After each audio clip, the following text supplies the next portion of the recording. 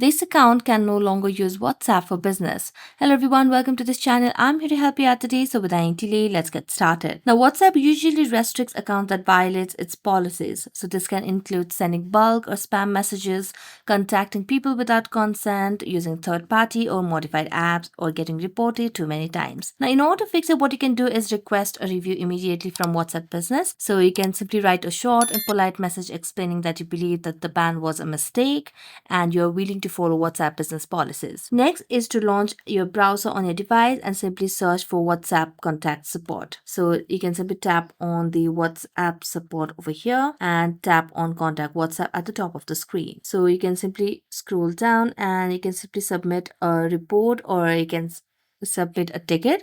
So you can use the same phone number linked to your bank account and clearly explain your situation. Next, what you can do is check on your policy violations. So make sure you were not sending automated or bulk messages, or messaging users who didn't save your number, or using unofficial apps or tools. Next, what you can do is review responses. Usually that takes 24 to 72 hours and sometimes longer. So during this time, do not try to register the same number again or use third-party tools. So that's it. Thank you so much for watching this video. See you next time.